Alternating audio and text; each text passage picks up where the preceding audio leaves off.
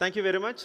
My name is Thomas Kuruvilla. I have been with Arthur D. Little, the strategy consulting firm, for the last 27 years. I run the entire Middle East and India operations, and I'm also a member of the global board of Arthur D. Little. I also have the privilege to teach in multiple colleges, but it is business administration in India, in INSEAD, and in the UK. Related to the work, I have done extensive work related to policies and regulations across multiple sectors, and also in economic city development and also public-private partnership.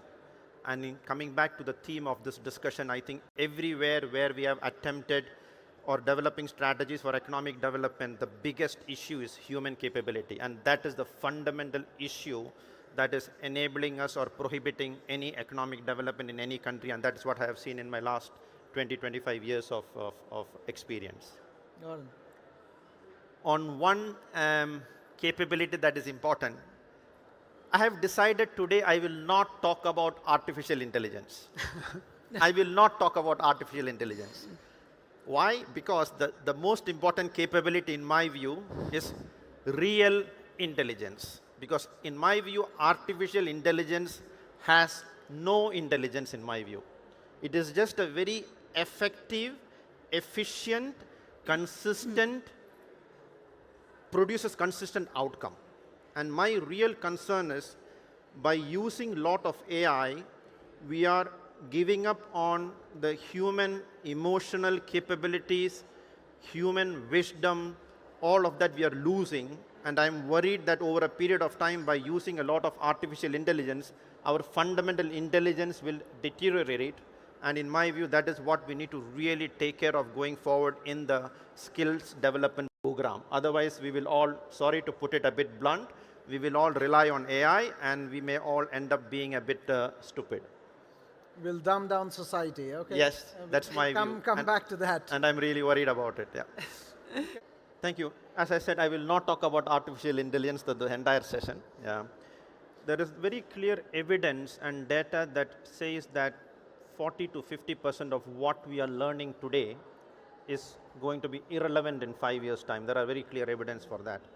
And also the curriculum that is being designed, if you look at what LinkedIn says or what people are looking for, again, 30 to 40% of what is being taught in the coming future is not going to be relevant in 5 to 7 years' time. That is what has been proven. So for me, the most important point is the ability to adapt and learn new things. And it is not about the degree that you are earning and the technical skills that you are learning. That is not what is more important. It is your capability, right? Resilient and be able to adapt and quickly learn something which is very different. And there is nothing about that you cannot learn or you should not learn. So the resilience and adaptability to new topics is extremely important. And the second one is emotional intelligence. And I'm getting again a little bit worried with a lot of influence of AI. We are missing the human touch because the interactions with human beings are reducing a lot, and hence your emotional intelligence is maybe deteriorating a bit. And that is, you need to be on top of that to be able to be successful when you have this ever-changing world moving forward. Yeah. Whether in a workforce setting, in an education setting, any examples anybody would like to get started? I can give an example of a simple project that we are doing. Maybe all of you have much more experience in education. I'm a bit more on economic development, and maybe that is normal. But what I have seen is, normally when we use technology, we are missing the capability of human emotions, measuring it and adapting technology to be customer-centric or client-centric and reacting to them. And last month, I was in a program in which they are coming up with a system to teach students mathematics, right? And initially, the way it was designed, it is just a bot is teaching mathematics, but now it is reading the facial expressions of the student, and each student is getting a completely different teacher. So by reading the expression, whether he's very happy when I say 2 plus 2 is equal to 4, he understands that it moves very quickly. Then one student was very unhappy. Then the system was showing some pictures, football, race cars, music, and he was very much addicted to football. And then they started using football games and showing two footballs, 2 plus 2, how many football is it, showing sports car and all of that. So what I have seen was extremely useful is continuously interpreting, reading the human emotions and adapting the technical system to interact with them. That will definitely give tremendous benefit. And this was happening in what context? We are developing the curriculum for students of the age between 6 to 10. Okay. And what was very interesting is the philosophy assumes that we should not even teach everybody the same thing even at the age of 6. It's a very controversial statement. The system was able to read somebody and understand that he is going to become good in economics. I don't know how they find that out. Or somebody is going to be good in horse riding, or somebody is going to be good in music. And the system is able to understand what will he be passionate about, and hence the student is never getting bored, never resisting the system of teaching, and he's very excited to be always being taught because it is continuously integrated with the human emotions. And I saw that live. Somebody who did not want to study was not even leaving the system because they were using many things that he is associated to. He loved a lot and he wanted to study 24 hours. Got it. It was unbelievable. Yeah.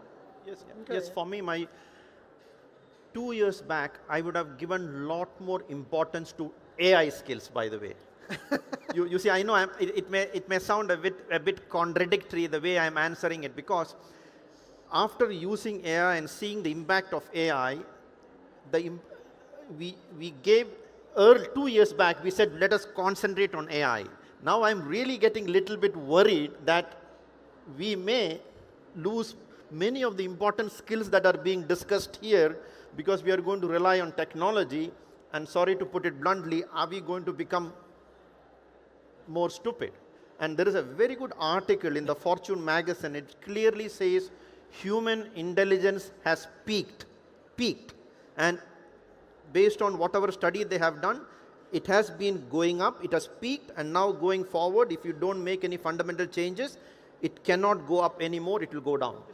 Today morning, there was a very interesting announcement from China, and within Arthur D. Little, my colleague Ryan is there. We had a lot of debates on WhatsApp on this topic, which I'm going to raise. So, in China, it was announced that it is going to be made mandatory for everybody from the age of 5 to be educated on how to use AI. From at the age of 5, it is mandatory.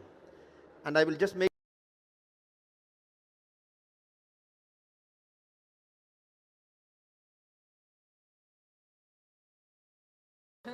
They knew when to switch off the mic.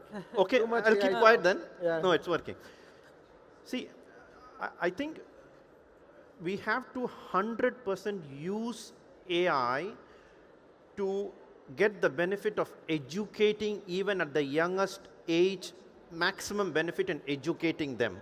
But I have a view that it is better to keep them little bit away from using AI and learning everything using AI, and you're losing your human touch, human capabilities. I know it's a bit, so I'm not saying not to use AI. Use AI in enabling them to learn, but don't give them access to mobile. Don't give them access to computer by which they bypass the learning process. Yeah. and making it mandatory at an age of 6 to become AI proficient. I personally believe it is too early, and I even believe it is wrong.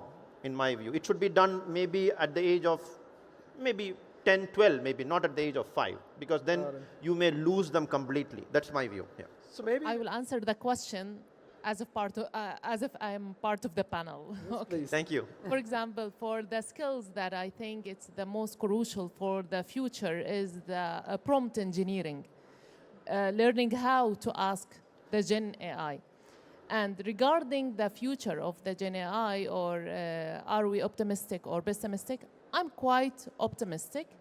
I know that the human mind will go through a phase of a freeze for a period of time, but by nature, the brain of humans is looking for a new, is looking for development, and will not accept the status of being not used.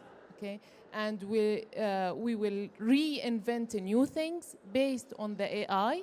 AI is taking the control now, but we will take it back. Got it. Can I ask one question? to Yes, the- please. Yeah, sure. In your view, let us say there is a person who is very literate about AI and has been using ChatGPT, Perplexity, and all of that. Somebody has used it for 2 years continuously. Yep. There is another human being who has not used it. He's very new to it. Whom do you think will have the better prompting to the system? I have an answer, I have proven it, but I just wanted to understand whom do you think will have a right, appropriate prompting?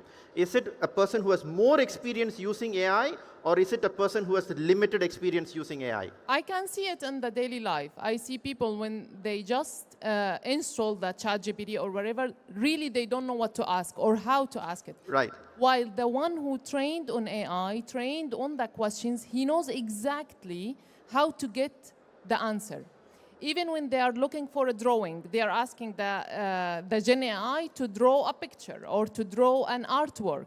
The one who is very experienced, he knows the details that he should write, while the other one, he might be very smart, but he doesn't know how to ask the question. Okay. What is the... Can I reply to that? It's the I'm opposite. sorry, I'm talking a lot, so I'm feeling a bit guilty, and even the mic is automatically switching off. Yeah, that's AI working behind the scenes. So let me give you I'll just give this answer, because as I said in the beginning of my session, I'm a little bit exaggerating my views to convey the message, right? Because I still say that artificial intelligence is not intelligent. Now, so a person who is very experienced in prompting will efficiently prompt and get an outcome. But let me tell you the problem with that outcome. That outcome is very consistent and constant. You see that what I'm trying to tell you. So a person who is very good in prompting is very efficient in prompting, and they prompt like a machine because they have become good. They will get an output, but the output is predictable. Now, if you ask somebody who has not used AI, he will take a lot more time to prompt, but since his mind has not been automated, the human emotional thinking is still with him. His prompting is a bit all over the place, but he gets a completely different, more artistic, more variety outcome. I have seen it myself. Okay. In my view, when you are studying or when you are hiring people for jobs, don't give any importance to academic degrees or credentials. You are either learning capabilities or you are screening people for their capabilities. In my view, you should completely ignore the degree and the credentials that they have, because I don't think it is going to be relevant. You need to check for capabilities.